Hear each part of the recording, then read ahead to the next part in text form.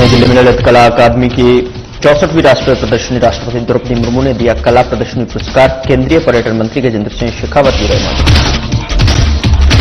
दिल्ली में अंतर्राज्यीय बसों का किया शुभारंभ। सीएम रेखा गुप्ता ने हरी झंडी दिखाकर किया रवाना। पीओएस मशीनों की भी हुई शुरुआत।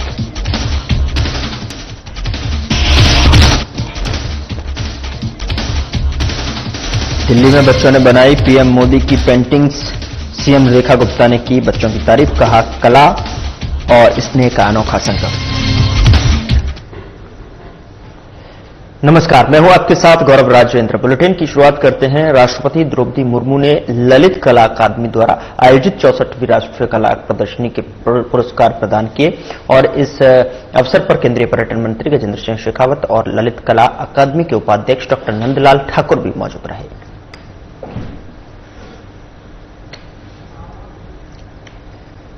दिल्ली की मुख्यमंत्री रेखा गुप्ता ने 23 सितंबर 2025 को 18 साल के बाद कश्मीरी गेट से उत्तर प्रदेश के बड़ौत तक अंतर्राज्यीय एसी इलेक्ट्रिक बस सेवा को हरी झंडी दिखाई और इसके साथ ही उन्होंने बस टिकटों के लिए स्वचालित किराया संग्रह प्रणाली और पीओएस मशीनों की भी शुरुआत की। आपने ऐतिहासिक है कि रोजाना दिल्ली वासियों को नए नए उपहार, नई नई योजनाएं, नई नई सुविधाएं मिल रही है। आप सबको मेरी ओर से दिल की गहराई से बधाई। इन हनुमानों की जब तक पूंछ में आग लगती है, इनको सारी अपनी पावर याद आती है, उससे पहले भूल जाते हैं।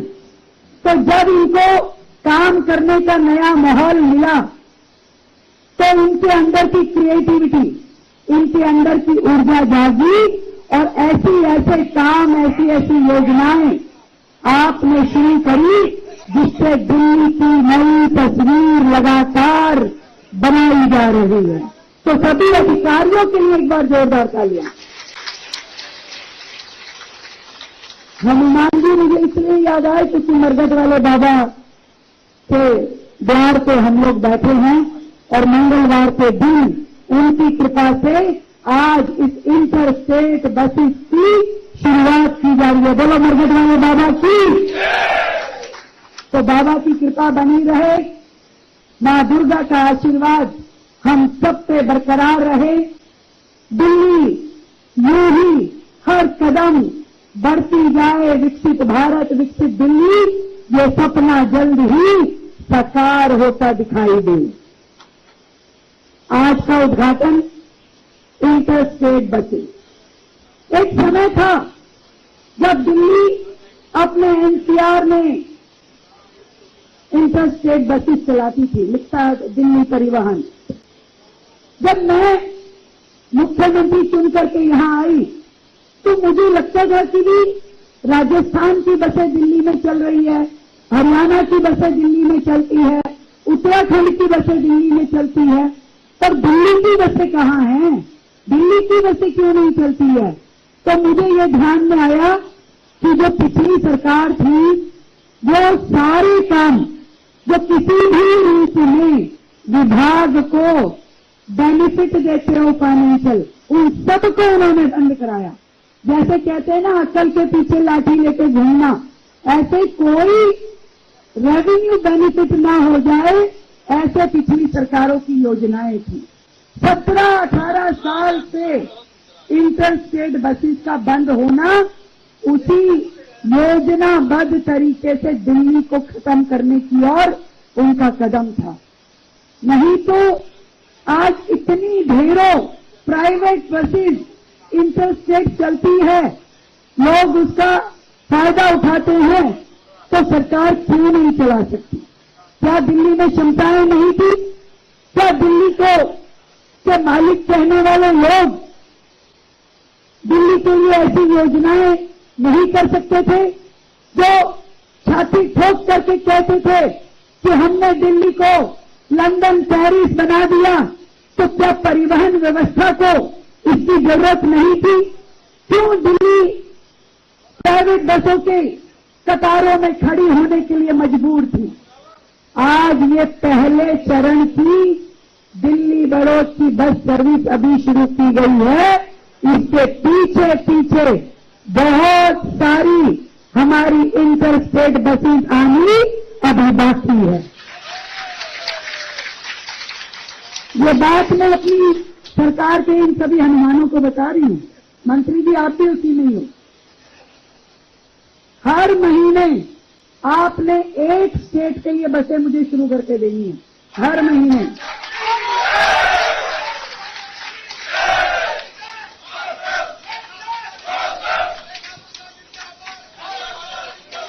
नरेंद्र मोदी जिंदाबाद। ये नरेंद्र मोदी जी का मार्गदर्शन है भैया, मेरा कुछ नहीं है। उन्होंने पहले दिन ये बता दिया था कि दिल्ली हमारी अपनी है, यहां रहने वाले लोग देश की राजधानी के लोग हैं, इसलिए इनको सारी सुविधाएं मिलनी चाहिए जिस दिशा में इस समय सरकार काम कर रही है। पिछले दिनों हमने दिल्ली के प्राइवेट स्कूलों के साथ अनुबंध करके उन्हें अपनी ये इलेक्ट्रिक बसें दी। सरदार पटेल स्कूल के साथ किया अनुबंध, ताकि धीरे धीरे प्राइवेट स्कूल के लोग भी अपनी बसों को इलेक्ट्रिक में कन्वर्ट करें। क्योंकि अगर दिल्ली से पूरी तरीके से पर्यावरण को बेहतर करना है, पॉल्यूशन को खत्म करना है, तो हमें अपनी इस पब्लिक ट्रांसपोर्ट को पूरी तरीके से पॉल्यूशन फ्री करना पड़ेगा। क्योंकि पॉल्यूशन का सबसे बड़ा हिस्सा, सबसे बड़ा शेयर यदि कोई उसमें सहभागिता करता है तो ये वेहिकुलर पॉल्यूशन करता है। और कितने अचरज की बात है कि पिछली सरकारों के राज में दिल्ली के अपने पॉल्यूशन चेकिंग सेंटर जो कमर्शियल व्हीकल्स पे होते हैं वो भी वर्किंग नहीं थे। वो सारी के सारे कमर्शियल व्हीकल अपनी पॉल्यूशन की चेकिंग आस पास के राज्यों से कराते थे। हमारी सरकार के आने के बाद दिल्ली में पहला बड़ा automated service station, pollution checking station हमने नंदनगरी में खोला था। उसकी शुरुआत, शिलान्यास किया। आज क्यों हमारे राज्य का रेवेन्यू दूसरे राज्यों में जाए? क्यों हमारे दिल्ली के कमर्शियल व्हीकल चलाने वाले भाई बंधु दर दर ठोकरें खाएं कि आपकी गाड़ी का पॉल्यूशन आपको दूसरे राज्य में जा करके उसकी सर्विस करानी पड़े, उसका पॉल्यूशन चेक कराना पड़े? क्यों?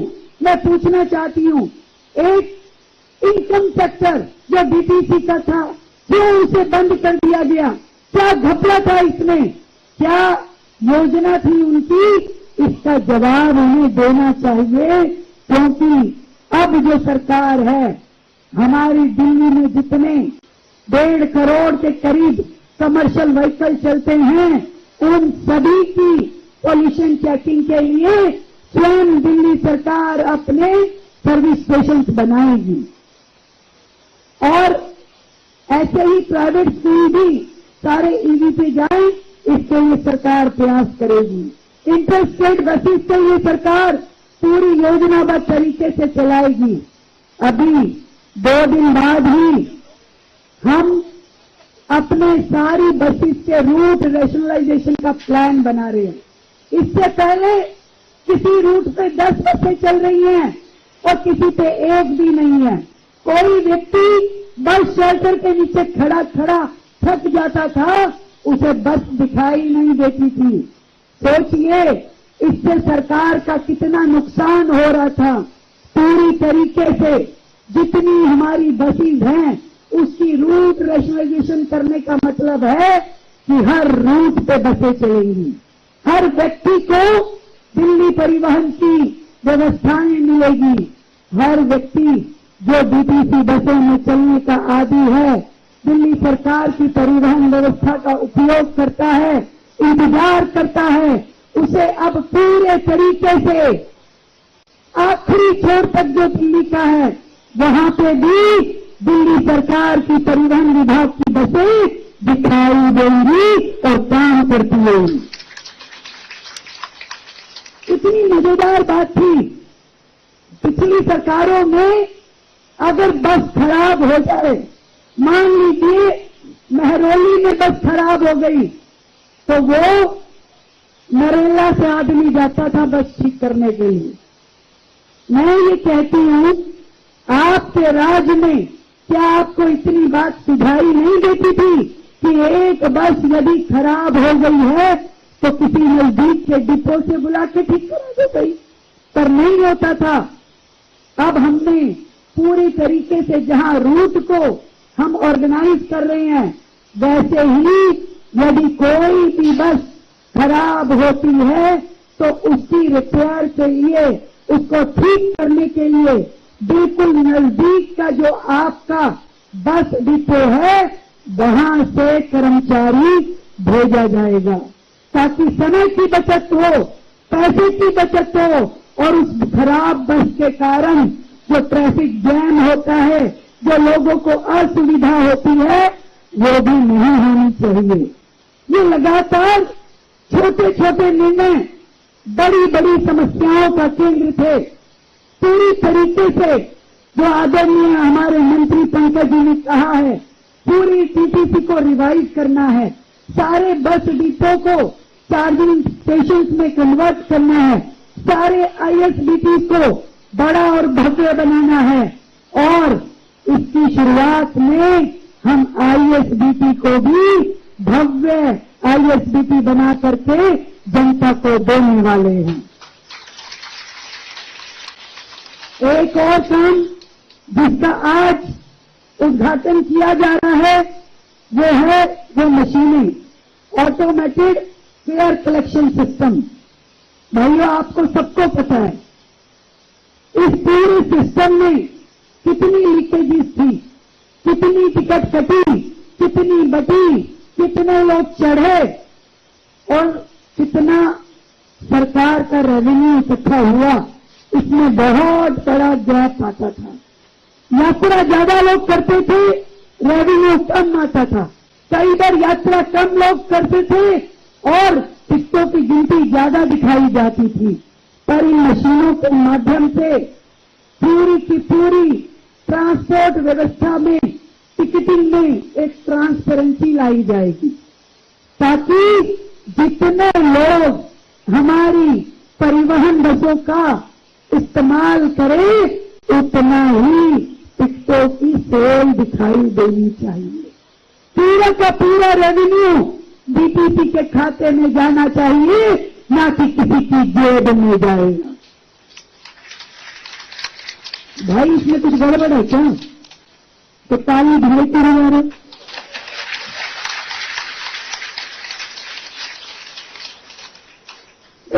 वो ताली ना बजाए जिसका नुकसान हो रहा हो, तो एक बार फिर से बजा के दिखाओ।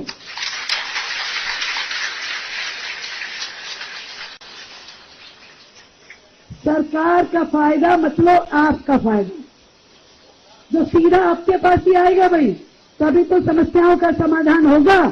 जो इतनी सारी समस्याएं आपकी खड़ी है, कहीं पेंशन की समस्या, कहीं पक्की नौकरी करने की समस्या, कहीं पे ड्राइवरी को जोड़ने की समस्या, ये तभी समाधान होगा जब ये 65,000 करोड़ का घाटा जरा लेवल पे आ जाएगा।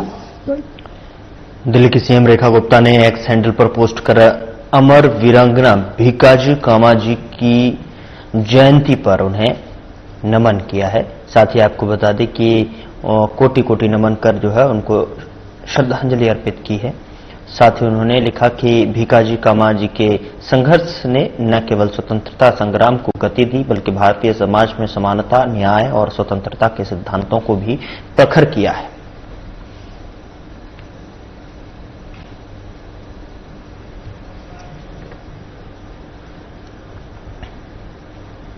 दिल्ली सचिवालय में कुछ बच्चों ने अपने नन्हे हाथों से प्रधानमंत्री नरेंद्र मोदी की पेंटिंग्स बनाकर भेंट की हैं, तो वहीं मुख्यमंत्री रेखा ने बच्चों की रचनात्मकता की जो है तारीफ की है। रचनात्मकता की जो तारीफ करते हुए कहा है कि अलग अलग हिस्सों को जोड़कर जिस तरह इन बच्चों ने प्रधानमंत्री की अद्भुत तस्वीर बनाई है, उनकी कला और गहरे स्नेह का अनोखा संगम है। बता दें कि इन बच्चों ने अरुण जेटली स्टेडियम में सैकड़ों की संख्या में एक साथ खड़े होकर 75 साल मोदी की भव्य आकृति बनाई। सीएम रेखा ने इसे पीएम मोदी के विजन के प्रति बच्चों के उत्साह और रचनात्मकता का बेहतरीन उदाहरण बताया है।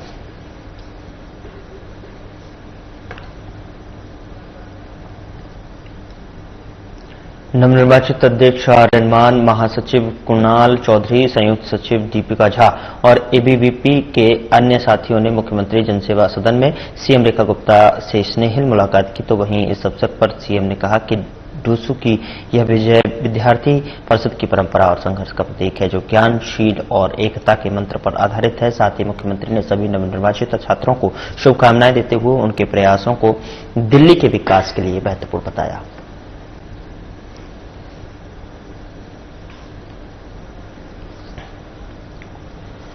दिल्ली सचिवालय में हिंदी पखवाड़े के अवसर पर आयोजित संगोष्ठी काव्य पाठ और व्याख्यान कार्यक्रम में सम्मिलित हुई। इसी अवसर पर हर घर तिरंगा 2025 के अंतर्गत उत्कृष्ट स्वयंसेवकों को सम्मानित किया। और हिंदी केवल संवाद की भाषा नहीं बल्कि कड़ी है, जिसमें हमें हर दौर में जोड़े रखा है और स्वतंत्रता संग्राम में इसने जन जन को एक स्वर दिया है। आजादी के बाद राष्ट्र निर्माण की ऊर्जा बनी और आज माननीय प्रधानमंत्री मोदी के नेतृत्व में यह हमारी वैश्विक पहचान को और मजबूत कर रही है। भाषा में हमें जोड़ती है और यही भावना हमें नागरिक धर्म और की ओर प्रेरित करती है। अनुशासन, स्वच्छता और नियमों का पालन करना ही सच्ची राष्ट्र सेवा है। और इस अवसर पर दिल्ली सरकार के कैबिनेट मंत्री मरजिंदर सिंह सिरसा सहित अनेक गणमान्य उपस्थित रहे।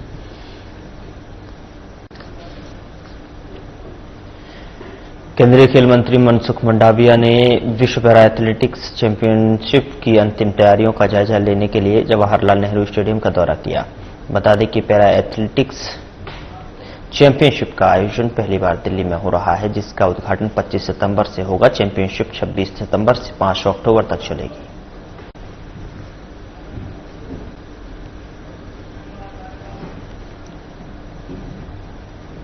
फिलहाल बुलेटिन में इतना ही। नमस्कार।